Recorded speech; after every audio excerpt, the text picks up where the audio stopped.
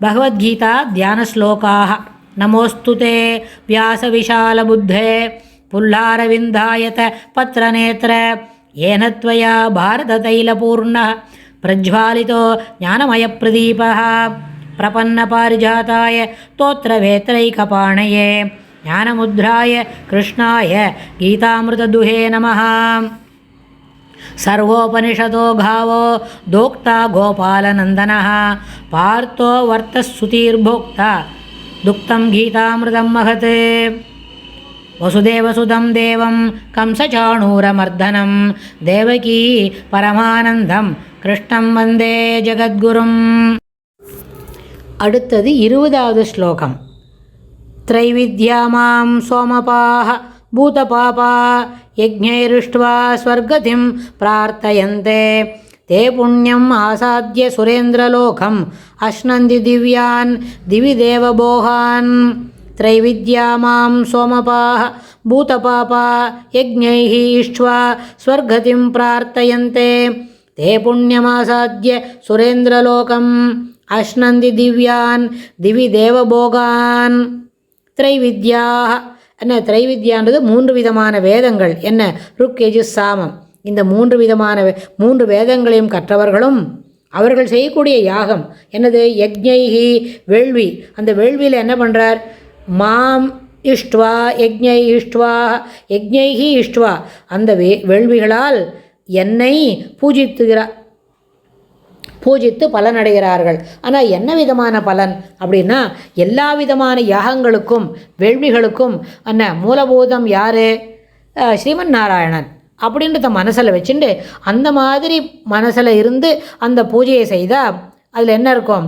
அதில் சொர்க்கத்தை தாண்டி போகக்கூடிய ஒரு பலன் கிடைக்கும். ஆனால் வேள்விகளால் இஷ்டவா பூஜித்து சோமபா பூதபாபா, சோமபானத்தால் பாவம் தேய்ந்தவர்களாய் சொர்க்கம் செல்லுதலை அடைகின்றார்கள்.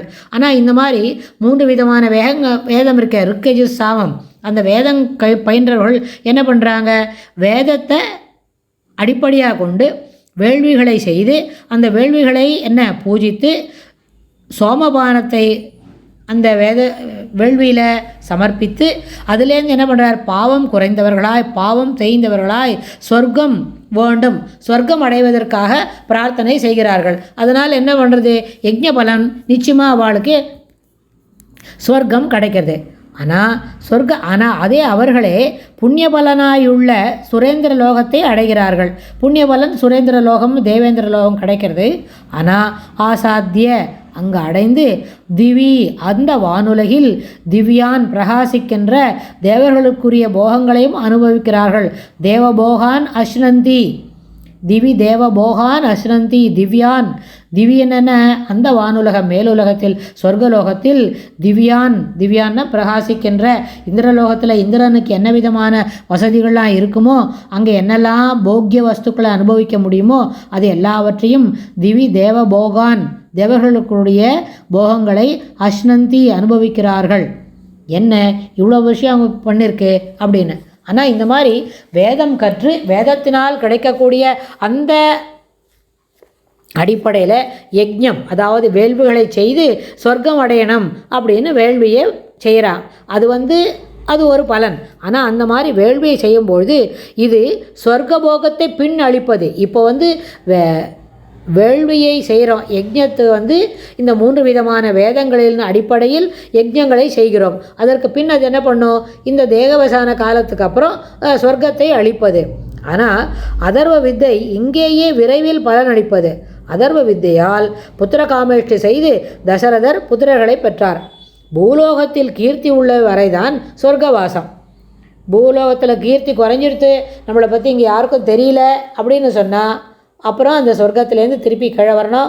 கீழே மறுபடியும் மனுஷ ஜென்மா எடுத்து மறுபடியும் முதலேருந்து page number 1 back to the square number 1 அப்படின்னு சொல்லி அதுலேருந்து நம்ம பண்ணணும். ஏன்னா வேள்வி யஜ்ஞம் அதெல்லாம் பண்ணும்பொழுது பாவம் குறைஞ்சிடுறது, சொர்க்கபோகத்தை அனுபவிக்கிறதுக்கு தகுதியானவனாக நம்ம மாறுறோம்.